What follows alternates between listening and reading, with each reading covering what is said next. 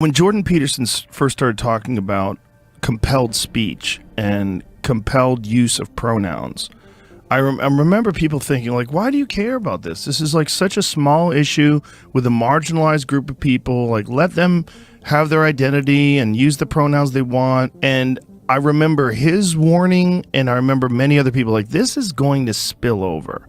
Like this, if you can enforce this on a professor, like where does it go? How are you compelling it? Well, it means through violence or through police or through the fear of being arrested, the fear of having your job taken away from you. Like this is literally what happens when you use laws to compel people. And this is what he was worrying about. And I remember at the time being like, I hope he's wrong. Like, I hope it doesn't get that big. But now here we are, 7 years later. Yeah. And he was right. Because there's also a difference between telling people they can't say something, which is what free speech suppression usually is, and that's bad enough, but then telling people that they have to say something. Yes. Compelling them to actually say something, putting words in their mouth and telling them that you have to say this. And it's not pronouns, it's not a small thing, because when you use the she for a he, you're not only being forced to say something, but you're being forced to express a belief that's not yours. I mean, it's like it's not much different from a dictatorship forcing someone to profess belief in a religion. It's forced conversion, basically, is what it is. Yeah. Of course, it's going to start somewhere small. It's just pronouns. It always starts that way. There's a reason why the left makes a big deal out of it. So anytime people on the right say, well, it's not a big deal, in response to the left making a big deal about something, well, they wouldn't be making a big deal about it if it wasn't a big deal. My kid was going to school with a girl who was a they-them. She decided she was a they-them. And she demanded that they talk in they-them way. Like, you had to use, when you were referring to her as a plural.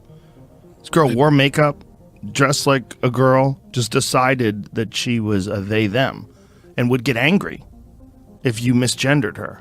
And not calling her a plural. What does that mean? So we have enough of a problem getting someone who identifies as a woman to tell us what a woman is, but right, what's a they? Yeah, what do you like? Describe to me the feelings of being a they. And also, by the way, the actual gender neutral pronoun for an individual is it. It's not they. So it's interesting that nobody wants to be an it because it's dehumanizing. Offensive. Right. Yeah. They want to be a they. But yeah, if you're calling yourself non-binary, you have dehumanized yourself, because human beings exist in a sex binary, male and female. If you're rejecting that, you are rejecting your human identity. And then maybe more importantly, one of the things that you're doing when you're doing that is you're giving people, especially if you do it to young people, you're giving them an opportunity to be special and to get special treatment without any special act. They haven't done anything that warrants that unique behavior. Yeah, I think that's a really important point. I think that's actually so much of this that and people don't notice it, but a lot of this is just standard narcissism. Yes. And then you listen to them, like Demi Lovato or whoever, and you listen to them explain why they're they them. It's always, well, I don't identify with these labels. I'm beyond that. I'm above that. It's like, these labels were good enough for billions of humans before you, but it's not good enough for you. But you're so special that we need to change the rules of the English language for you specifically. It's incredibly egotistical. It's bizarre. It's like, if you feel that you're different than everyone else, you're still a female. You're just a different human being who happens to be a female. If you're so unique, go prove it with your actions. Prove it with your work. Prove it out there in the world. But to demand this very special attention, if you give people that thing today, they'll tell, there's groups of people that will tell you, you're amazing, you're incredible, you're beautiful, you're brave.